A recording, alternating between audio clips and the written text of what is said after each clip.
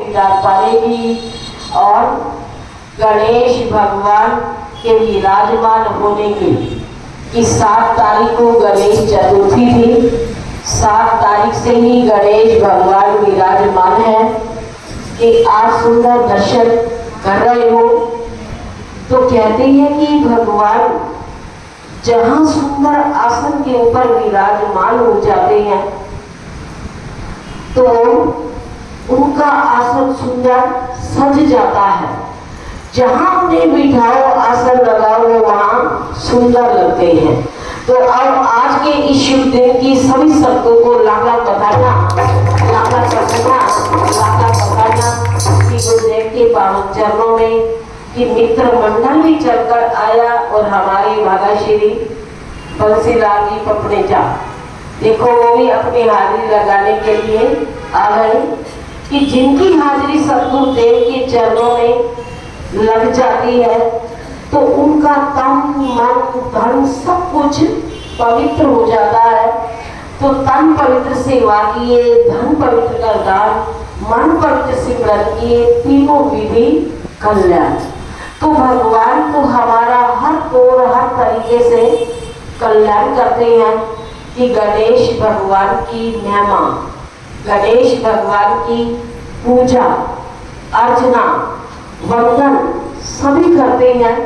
तो गणेश भगवान की महिमा को अभी सारे गा रहे थे और हम सुन रहे थे। तो अभी हमारे मधुमेह जी बोल रहे थे कि गणेश भगवान का माथा कितना सुंदर है। तो उनके शरीर का एक एक अंग शोभनीय होता है, सुंदर होता है और अलग अलग इन सब का खिताब होता है कि भगवान गणेश जी के मस्तक के ऊपर चंदन का तिलक जब हम करते हैं तो तिलक क्यों किया जाता है कि प्यारे श्री महाराज जी ने एक सुंदर पुस्तक बनाई, श्री योग उपहार, श्री कर्म उपासना योग उपहार पुस्तक। तो उस पुस्तक के अंदर, ग्रंथ के अंदर प्यारे श्री महाराज जी ने भक्तों से, प्रेमियों से पूछा कि मस्तक के ऊपर तिलक क्यों लगाया जाता है। तो कोई बता सकता है कि मस्तक के ऊपर तिलक क्यों लगाया जाता है?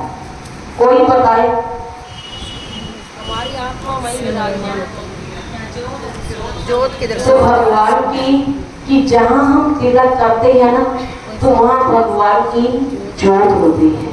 तो भगवान की ज्योत को तिलक किया जाता है कि वो निरंजन ज्योत होती है कि जिसके हम सुबह भी दर्शन करें और शाम भी दर्शन करें।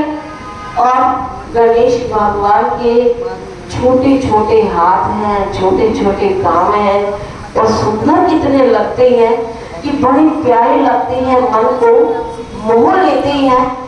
तो अपने सुंदर हाथों से अपने भक्तों को अपना प्यारा आशीर्वाद देते हैं और उनके चरणों में जो नमन करता है, मस्तक टिकाता है और उसे आशीर्वाद मिलता है कि ऐसे मिलता गुराता और शादे हारा वाले का आशीर्वाद है।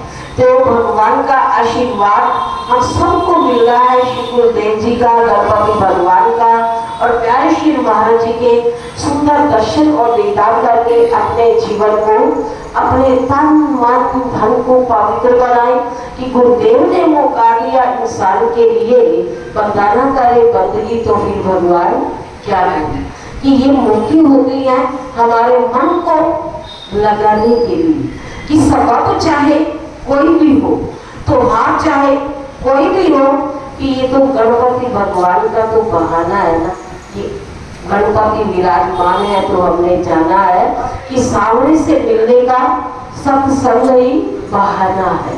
तो हम देखते रहे, बहाना ढूंढते रहे कि हमने सत्संग पर जाने के लिए कोई ना कोई बहाना हम तैयार करके रखें कि अगर संसार को कहीं संसार से मिलने जाना हो परिवार से तो भी हम कोई ना कोई बहाना ढूंढते हैं ना।